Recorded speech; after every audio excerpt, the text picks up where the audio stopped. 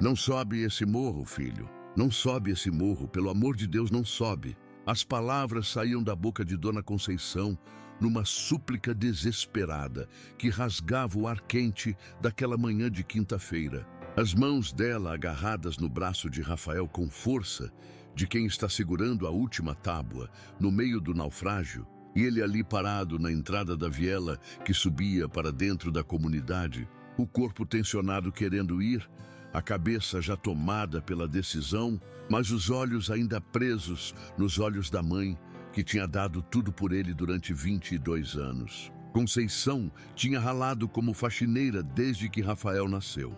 Acordava às 4 da manhã, pegava 2 ônibus até a Zona Sul, limpava a casa de gente rica, voltava de noite exausta e fazia tudo isso com um único propósito: tirar o filho daquela vida, dar para ele futuro diferente. Mas ele tinha escolhido o tráfico mesmo assim, tinha entrado aos 15 anos, quando o dinheiro rápido falou mais alto que as súplicas dela. E agora, 7 anos depois, Rafael era soldado do tráfico que tinha virado gerente, comandava uma boca de fumo e, naquele momento específico, estava sendo convocado para subir o morro que estava sob ataque de operação policial. Ordem para defender território, trocar tiro com polícia, arriscar a vida pela facção. E a mãe dele sabia com aquela certeza devastadora que mãe de favelado aprende a ter, que se ele subisse aquele morro hoje, ela nunca mais ia ver ele vivo, porque o som de tiros que ecoava lá em cima não era brincadeira, era guerra, era operação pesada. Era morte descendo sobre aquela comunidade mais uma vez. E filho que sobe em dia de operação, ou desce preso, ou desce morto, ou não desce mais. Simples assim, cruel assim. Rafael tentou soltar o braço, mas Conceição não largava. Estava segurando não com força física, mas com força de amor desesperado, com peso de 22 anos de dedicação, com gravidade de mãe que prefere morrer do que ver filho morrer. E ela disse de novo: não sobe esse morro, Rafael. Eu tô te pedindo de joelhos, eu tô te implorando. Fica aqui comigo. A gente desce, a gente vai embora. A gente some daqui, mas não sobe esse morro hoje.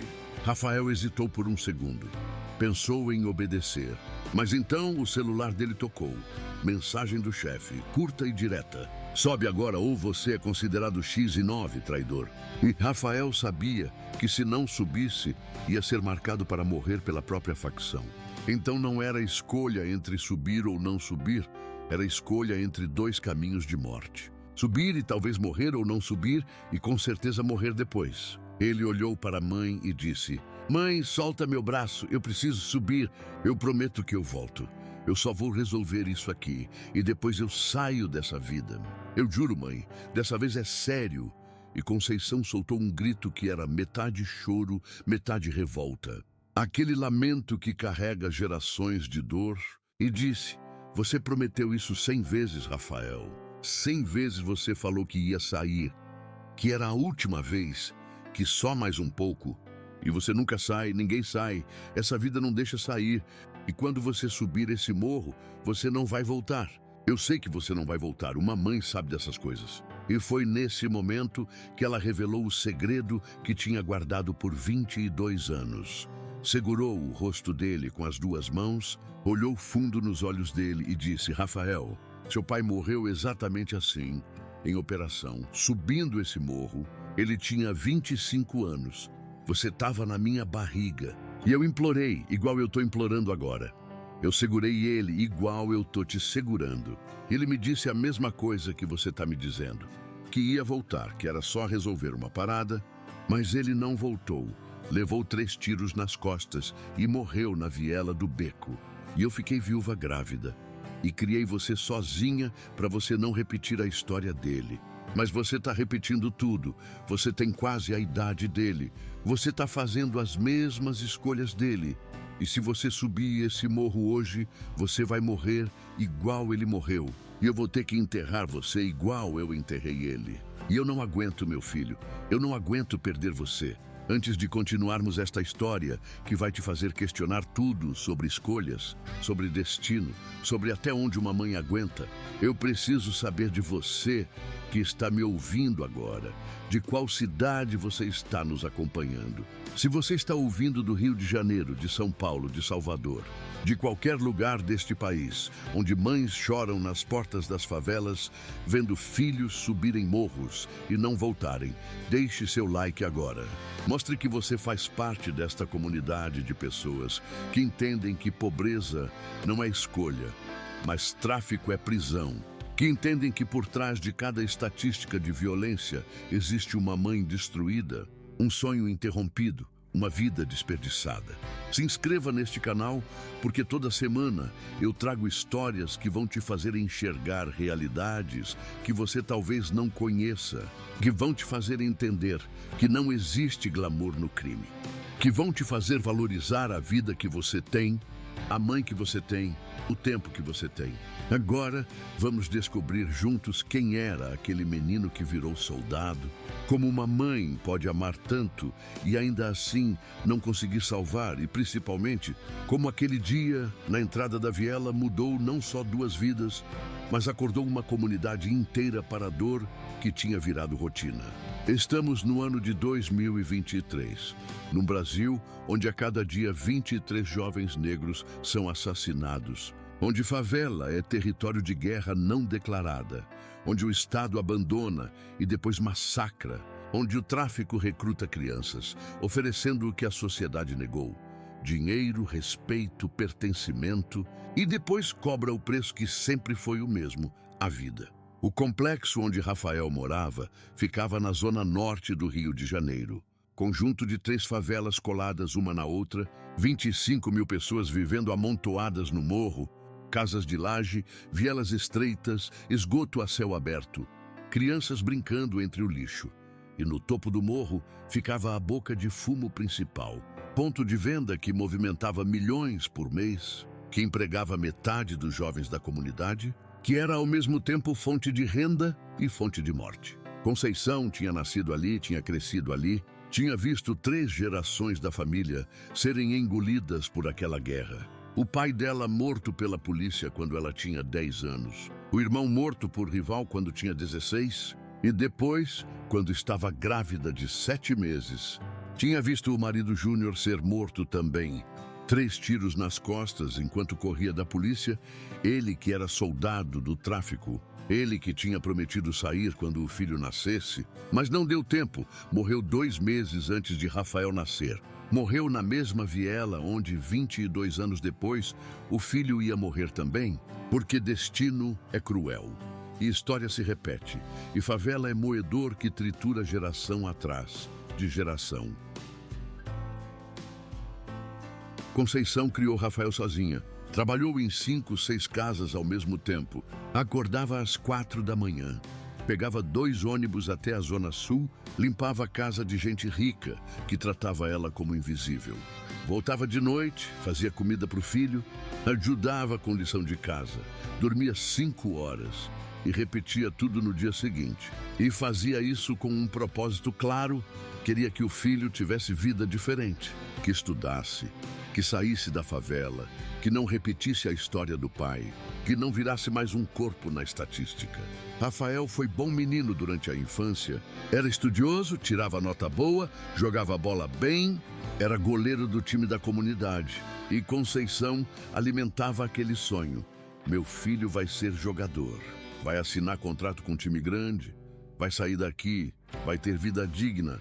Mas a realidade da favela é mais forte que sonho de mãe. E quando Rafael fez 15 anos, tudo começou a desmoronar.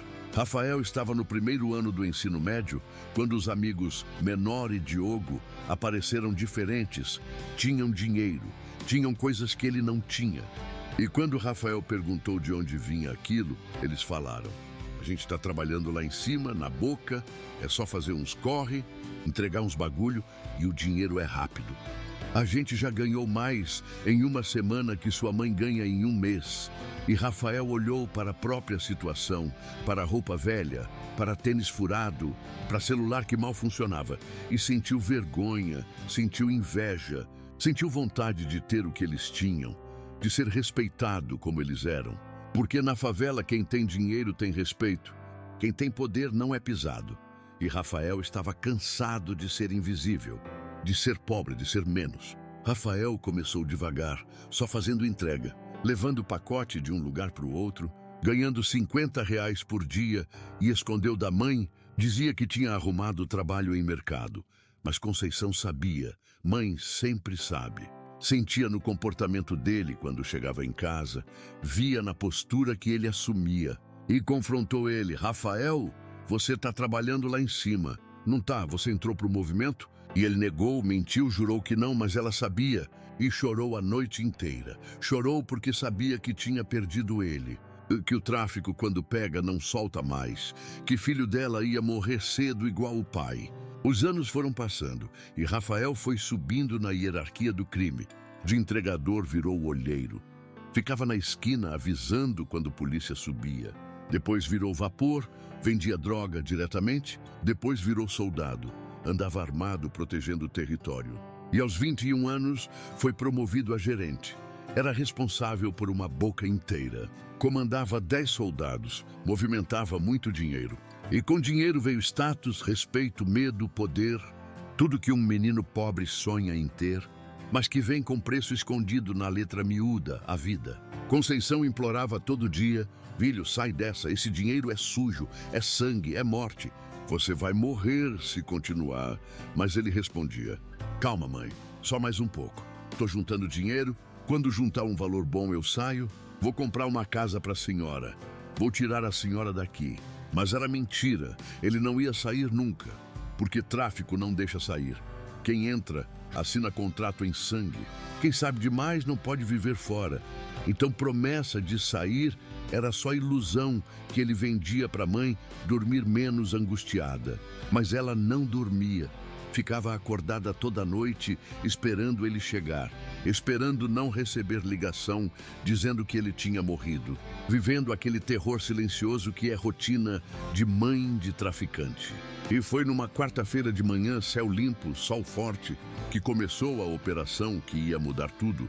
Eram 5 da manhã quando os primeiros tiros ecoaram. Helicópteros sobrevoando a comunidade. Blindados subindo a rua principal, polícia fortemente armada e a comunidade acordou em pânico. Mães gritando, crianças chorando, gente correndo para dentro de casa e lá em cima no morro, os soldados do tráfico se organizaram para resistir. Porque era guerra e em guerra não existe rendição, existe matar ou morrer. Rafael tinha dormido em casa da mãe naquela noite, coisa que não fazia sempre, geralmente dormia no morro. Mas naquela noite específica, tinha decidido dormir em casa. E Conceição tinha agradecido a Deus, tinha achado que era sinal. Sinal de que o filho ainda tinha salvação, ainda tinha ligação com ela. Mas quando os tiros começaram, Rafael acordou assustado. Pegou o celular, viu 50 mensagens dos parceiros, do chefe, todo mundo chamando ele. É operação pesada, sobe aqui, precisa de todo mundo. E Rafael se vestiu rápido. Pegou a mochila onde guardava o armamento e quando ia sair pela porta, Conceição acordou. Viu ele saindo e gritou: você não vai subir, Rafael, você não vai. E correu atrás dele, correu pela viela, pegou ele na entrada da comunidade. E foi ali que aconteceu a cena que abre nossa história. A súplica, o agarrar no braço, o desespero de mãe que sente que vai perder filho. Rafael estava dividido. Parte dele queria obedecer à mãe, queria descer, queria fugir daquela vida. Mas outra parte, a parte que tinha sido moldada por 7 anos no tráfico, sabia que não podia falhar, que os parceiros contavam com ele, que o chefe não ia aceitar desculpa, que se não subisse ia ser marcado como traidor, e traidor na favela não vive muito. Então ele estava preso, preso entre amor da mãe e medo da facção, entre vontade de viver e obrigação de morrer. E foi quando Conceição revelou o segredo sobre o pai dele, sobre como Júnior tinha morrido exatamente assim, na mesma situação, na mesma idade, com as mesmas promessas vazias. Que Rafael sentiu algo quebrar dentro dele, sentiu o peso real da escolha que estava fazendo Percebeu que estava repetindo o roteiro escrito há 22 anos, que estava destinado a morrer igual o pai, mas mesmo assim, mesmo com aquela revelação devastadora, mesmo vendo a mãe destruída na frente dele, Rafael não conseguiu escolher diferente, porque o tráfico tinha amarrado ele com correntes invisíveis, com compromissos de sangue, com lealdades que viraram prisão. Rafael tirou as mãos da mãe do rosto dele com delicadeza, abraçou ela apertado e sussurrou no ouvido: "Eu te amo, mãe. Eu te amo mais que tudo. E eu prometo que eu volto. Eu vou resolver isso rápido e eu volto. E aí a gente sai daqui, a gente some, eu prometo." E Conceição se agarrou nele como se estivesse se despedindo, porque no fundo sabia que estava, e disse: "Eu também te amo, meu filho. Eu te amo desde antes de você nascer. E se você não voltar, se acontecer alguma coisa com você, saiba que você foi a razão da minha vida inteira. Saiba que tudo que eu fiz foi por você." Rafael soltou a mãe, deu passo para trás, olhou uma última vez para ela, viu lágrimas, viu desespero, viu amor, e virou as costas, começou a subir a viela. E Conceição ficou ali parada, gritando: "Rafael, volta aqui, Rafael. Pelo amor de Deus, não sobe, Rafael." E ele continuou andando sem olhar para trás, porque se olhasse ia fraquejar, ia voltar. Então continuou, passo após passo, sumindo entre as casas, subindo o morro, indo em direção ao destino que já estava escrito. Conceição desabou no chão daquela viela, de joelhos na terra, chorando, rezando, implorando a Deus que protegesse o filho, mas sabendo no fundo que aquela era a última vez que tinha visto ele vivo. E ficou ali por 3 horas, ouvindo os tiros que intensificavam, que ficavam mais próximos, mais frequentes. Eram rajadas de fuzil, pistola, era som de guerra urbana. E ela rezava sem parar, fazia promessas impossíveis para todos os santos, oferecia a própria vida em troca da vida do filho. Mas Deus não estava negociando naquele dia. Deus ou tinha abandonado aquele morro, ou nunca tinha estado ali. Porque o que aconteceu naquelas 3 horas não tinha nada de divino, tinha tudo de infernal. Lá em cima no morro, Rafael chegou na boca de fumo. Encontrou os parceiros já em posição de combate. Armas em punho, tensão no ar, e o chefe dele, Marcão, disse: "Valeu por subir, mano. A gente tá cercado. Polícia tá subindo por 3 lados. Vai ser guerra pesada, mas a gente segura, a gente não entrega o morro." E Rafael pegou o fuzil, checou munição e tomou posição numa esquina estratégica de onde conseguia ver a viela principal, por onde polícia ia subir. E esperou com o coração batendo forte, mão suando, pensamento voltando para a mãe lá embaixo, para o último abraço, para a promessa que tinha feito e que talvez não conseguisse cumprir. A primeira troca de tiros começou por volta das 8 da manhã. Polícia subindo pela viela principal. Rafael e outros 3 soldados atirando de cima, tentando segurar avanço. Era caos, era barulho ensurdecedor, era cheiro de pólvora. Era adrenalina misturada com medo, e Rafael atirava sem mirar direito, atirava mais para assustar que para acertar, porque matar polícia era sentença de morte garantida. Mas estar ali já era sentença de morte, então não fazia muita diferença. O confronto durou 2 horas, polícia avançando devagar, conquistando o território metro por metro, e os soldados do tráfico recuando, perdendo posições. E foi quando Rafael estava recarregando o fuzil, escondido atrás de um muro que aconteceu, ele ouviu o barulho antes de sentir, o estalo seco do tiro e então a dor aguda no peito, e olhou para baixo e viu sangue, muito sangue, e entendeu. Tinha sido atingido, tinha levado tiro, e a força começou a ir embora das pernas, e ele caiu. Caiu sentado com costas no muro, mão no peito tentando estancar sangue, mas era inútil. Era tiro certeiro, era tiro que não deixava sobrevivente, e Rafael pensou na mãe, pensou no abraço dela, pensou em como ela tinha razão sobre tudo, e ele tinha sido idiota, tinha sido arrogante, tinha achado que com ele seria diferente, mas não era, nunca era. Destino de traficante era sempre o mesmo. caixão ou cadeia, e ele estava indo para o caixão. Rafael tentou pegar o celular para ligar para a mãe, para dizer que amava ela, para pedir perdão por não ter ouvido, mas não teve força, não conseguiu. O celular escorregou da mão e a consciência foi embora. Foi embora rápido, foi embora levando junto 22 anos de vida, 22 anos de sonhos que não realizou, de arrependimentos que não teve tempo de consertar, de promessas que não cumpriu. E Rafael morreu ali naquela viela. Morreu na viela do Beco, a mesma viela onde o pai dele tinha morrido 22 anos antes, porque a história tinha se repetido exatamente como a mãe dele tinha previsto. Porque ele tinha feito exatamente as mesmas escolhas erradas e tinha pagado exatamente o mesmo preço. Os tiros pararam por volta das 11 da manhã. A polícia tinha tomado o morro, tinha prendido alguns soldados, tinha matado outros, e a comunidade começou a sair devagar para ver o estrago. E Conceição, que tinha ficado aquelas 3 horas ajoelhada na entrada da viela rezando, levantou com dificuldade, pernas dormentes, e começou a subir. Começou a subir o morro procurando o filho, perguntando para todo mundo: "Você viu meu filho?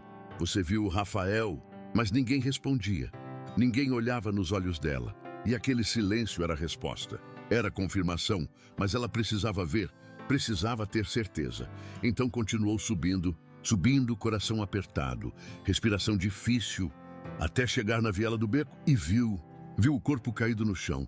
Reconheceu na hora. Era ele, era seu filho, era Rafael. E o mundo parou. Parou de girar, parou de fazer sentido, parou de existir. Conceição parou. Parou de respirar, parou de pensar, parou de ser. Foi como se tivessem arrancado a alma dela do corpo e ela soltou um grito. Aquele grito que toda favela conhece. Grito de mãe que perdeu filho, grito que carrega a dor de milhões de mães que viveram aquilo antes dela. Grito que é maior que ela, que transcende ela, que é voz coletiva de toda mãe preta que viu o filho morrer por bala. E ela se jogou em cima do corpo dele, abraçou ele, balançou ele, chamou ele: "Rafael, acorda, filho, acorda. Olha para a mãe, por favor, acorda." Mas ele não acordava, nunca mais ia acordar. Tinha 22 anos, tinha morrido igual o pai, na mesma viela, da mesma forma, repetindo história que Conceição tinha passado vida inteira tentando evitar, mas não conseguiu. Porque algumas histórias são fortes demais, alguns destinos são escritos em pedra, e ela não tinha conseguido mudar. Tinha falhado, tinha perdido, tinha visto o filho ir embora, igual tinha visto o marido ir embora.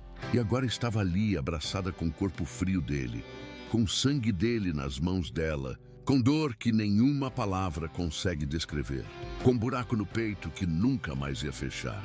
As outras mães da comunidade chegaram, mães que já tinham passado por aquilo. Dona Maria, que tinha perdido 2 filhos para o tráfico. Dona Joana, que tinha perdido um filho para a polícia. Dona Vera, que tinha perdido filho para o tráfico rival. E elas ajudaram Conceição a levantar, a soltar o corpo. Porque polícia ia levar, ia fazer perícia, ia virar número em relatório. E elas abraçaram Conceição, seguraram ela e não falaram nada, porque não tinha o que falar. Não tinha palavra de consolo que funcionasse. Tinha só silêncio solidário de quem entende, de quem passou pela mesma dor, de quem faz parte do mesmo clube maldito de mães que enterram filhos. O corpo de Rafael foi velado em casa, caixão simples, barato, pago com vaquinha que vizinhos fizeram. E o cortejo foi longo, dezenas de pessoas caminhando atrás do caixão, muitas mães que já tinham passado por aquilo, muitos jovens que sabiam que podiam ser os próximos. E quando chegaram no cemitério, quando desceram o caixão na cova, Conceição não chorou mais. Tinha chorado tudo que tinha para chorar. Estava seca, vazia, destruída, e apenas ficou ali olhando terra caindo em cima do caixão que levava o filho dela. O sonho dela, a vida dela, tudo dela, e pensou: eu falhei, eu tentei, eu lutei, mas não foi suficiente, eu não consegui salvar ele, e essa sensação de fracasso era quase pior que a dor da perda, porque ela tinha feito tudo certo. Tinha trabalhado até se matar, tinha dado amor, tinha implorado, tinha alertado, mas não tinha sido suficiente. O tráfico tinha sido mais forte. A rua tinha sido mais forte. O dinheiro rápido tinha sido mais forte que amor de mãe. Rafael foi o 18º jovem da comunidade a ser enterrado naquele ano. E ainda tinha 5 meses de ano pela frente. Iam ter mais, porque todo mês tinha operação. Todo mês tinha confronto. Todo mês tinha mãe enterrando filho. Tinha virado rotina, tinha virado estatística. Rafael era só número, só mais um. Mas para Conceição era tudo. Era a razão de ter vivido, de ter trabalhado, de ter sofrido. E agora ele tinha ido, tinha virado memória, tinha virado dor permanente. Os primeiros meses após a morte foram de sobrevivência automática. Conceição acordava, trabalhava, voltava, deitava sem sentir, sem pensar, apenas existindo, porque coração insistia em bater, mesmo quando ela queria que parasse. E as outras mães da comunidade cuidaram dela. Levavam comida, faziam companhia, porque sabiam que aqueles primeiros meses eram os mais perigosos. Eram os meses em que mãe podia desistir de viver, podia se entregar, e elas não iam deixar. Iam segurar ela até ela conseguir segurar sozinha. Foi 3 meses depois do enterro que Conceição teve o sonho. Sonhou com Rafael criança, ele com 7 anos brincando de bola, rindo, feliz. E no sonho ele disse: mãe, não deixa eu ter morrido à toa. Faz alguma coisa, salva outros. Não deixa outras mães passarem o que você passou. Usa a dor para fazer diferença. E Conceição acordou chorando, mas diferente. Não era choro de desespero, era choro de propósito, porque tinha entendido que Rafael tinha morrido. Mas a morte dele podia ter sentido se ela transformasse aquela dor em ação, se ela usasse aquela perda para salvar outros, para impedir que outras mães vivessem o que ela estava vivendo. Conceição procurou a igreja da comunidade, procurou a ONG que trabalhava com jovens e propôs criar programa que chamou de Mães na Escuta, onde mães que perderam filhos para o tráfico conversariam com jovens que estavam entrando, contariam suas histórias, mostrariam a dor real, tirariam o glamour, mostrariam que não existe glória no crime, só existe morte certa. Funeral barato, mãe destruída, e começaram pequeno. As 5 mães, 10 jovens, encontro toda semana, e foi difícil no começo. Os jovens vinham desconfiados. Vinham porque a escola obrigava, porque juiz mandava, mas não vinham querendo ouvir, vinham de braços cruzados, de cara fechada, achando que aquilo era papo de velho, que com eles seria diferente. Mas então as mães começaram a falar, começaram a contar de verdade, sem filtro, sem amenizar. Dona Maria contou como encontrou o filho dela com 12 tiros, como reconheceu só pela tatuagem, porque o rosto estava desfigurado. Dona Joana contou como o filho dela morreu na frente dela. Polícia invadiu casa de madrugada e atirou primeiro, perguntou depois. E matou o menino de 17 anos que não tinha nem arma. Dona Vera contou como o filho dela foi torturado por rival. Corpo apareceu 3 dias depois num terreno baldio. E Conceição contou sobre Rafael, contou sobre como tinha implorado para ele não subir, sobre como ele tinha prometido que voltava, sobre como ela achou o corpo dele na mesma viela onde pai dele tinha morrido, sobre como agora ela acordava todo dia. E a primeira coisa que sentia era vazio. Era falta, era dor que não passava nunca. E os jovens ouviram, e alguns choraram, e alguns pela primeira vez na vida entenderam que aquelas correntes de ouro, que aquele dinheiro rápido, que aquele respeito na rua custava algo muito maior que imaginavam. Custava vida, custava futuro, custava mãe chorando. E alguns decidiram sair. Alguns pediram ajuda, e o programa foi crescendo, de 10 jovens para 20, para 50, para 100. E em 2 anos, tinha ajudado 120 jovens a saírem do tráfico. Não eram muitos comparado com quantos entravam, mas eram 120 vidas salvas. 120 mães que não iam passar o que Conceição passou. 120 Rafaéis que iam ter chance de escolher diferente. Conceição nunca voltou a ser feliz. Felicidade tinha morrido com Rafael, mas encontrou paz. Paz de saber que estava fazendo diferença. Paz de saber que a morte do filho não tinha sido completamente em vão. Paz de saber que outros filhos iam viver porque o dela morreu. E sempre que subia aquele morro, sempre que passava pela viela do beco onde Rafael e Júnior tinham morrido, ela parava, fechava os olhos e dizia: eu não consegui salvar vocês, mas vou salvar outros. Vou fazer com que a história pare de se repetir. Vou quebrar esse ciclo. Essa é minha missão agora. Essa é a forma que eu encontrei de honrar a memória de vocês. E assim, chegamos ao final desta história devastadora sobre escolhas impossíveis, sobre amor materno que sobrevive até a morte, sobre como o tráfico devora a juventude e deixa rastro de mães destruídas. E agora é hora de refletirmos profundamente sobre o que esta história nos ensina.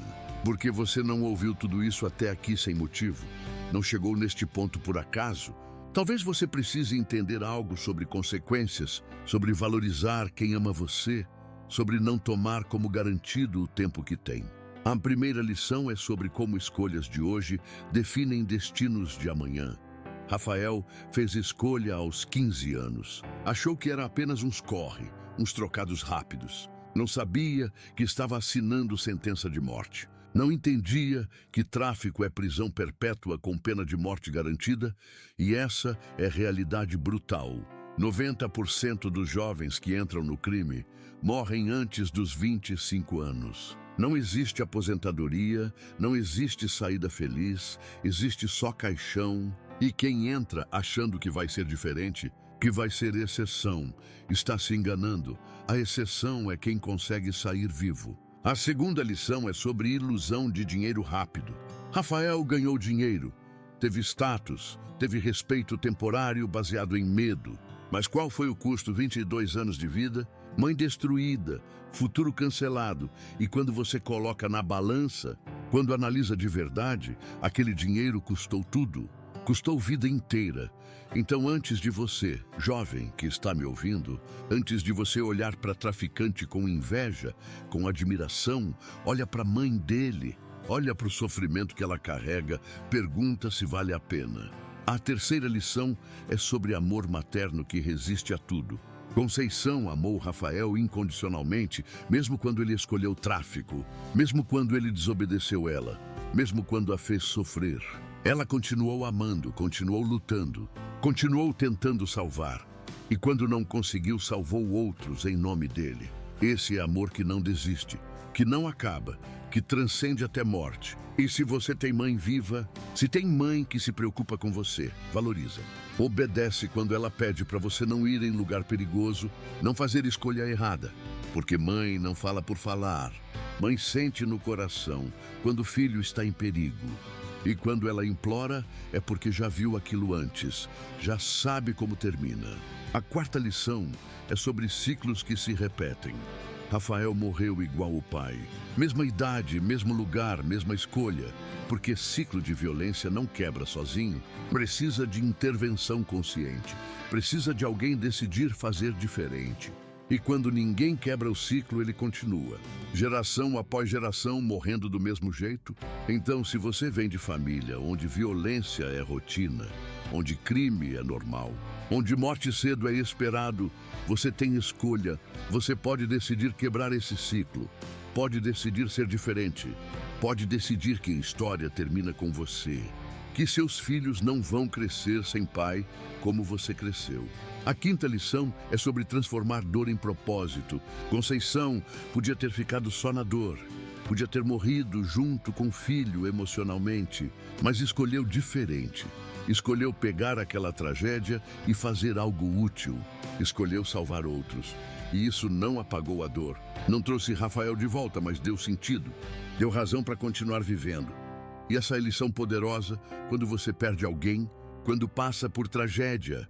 Você pode deixar aquilo te destruir ou pode usar aquilo para construir algo, para ajudar outros, para fazer diferença. E a última lição, a mais urgente de todas, é sobre ouvir quem ama você enquanto há tempo. Rafael ignorou a mãe, subiu o morro, morreu e não teve segunda chance, não teve oportunidade de voltar e fazer diferente. Morte é final, não tem replay, não tem recomeço. Então, se você tem mãe, pai, avó, alguém que te ama e está te pedindo para não fazer algo perigoso, para não seguir caminho errado, Para não arriscar sua vida, escuta, obedece, porque eles não estão falando por capricho. Estão falando por amor, por experiência, por medo de perder você. Agora eu te pergunto, e quero resposta honesta: você está fazendo escolhas que estão colocando sua vida em risco? Você está envolvido com gente errada, com esquema errado, com caminho que você sabe que não leva para lugar bom? E tem alguém que ama você pedindo para você parar, e você está ignorando, está achando que você é diferente, que com você vai ser diferente, mas não é. Você é mortal, igual Rafael era. E se você continuar, você vai morrer igual. E sua mãe vai chorar igual. Então, para enquanto há tempo, muda de direção enquanto pode. Pede ajuda, aceita ajuda, sai dessa vida, porque depois que você sobe o morro, pode não ter volta. Se esta história mexeu com você, se você viu sua própria história aqui, se você é mãe que está passando por isso, se você é jovem que está na encruzilhada, deixe seu like, compartilhe. Salve alguém compartilhando esta história. Se inscreva neste canal para mais histórias que vão te fazer repensar suas escolhas, que vão te dar coragem para mudar, que vão te lembrar que vida é preciosa demais para jogar fora. Comente aqui embaixo. Me conta, você conhece algum Rafael? Você é Rafael? Você é Conceição? Conta a sua história, porque quando compartilhamos, criamos comunidade, criamos rede de apoio, salvamos uns aos outros. E até a próxima história. Lembre-se sempre, sua mãe não implora à toa. Quando ela diz, não sobe esse morro, ela está te salvando. Então escuta ela, obedece ela, abraça ela, porque pode ser última chance, porque amanhã pode ser tarde, porque vida passa rápido, mas morte é para sempre. Então escolhe vida, escolhe sua família, escolhe futuro e não deixa sua mãe ter que te enterrar. Porque você ainda tem tempo, ainda tem escolha. Ainda pode fazer diferente.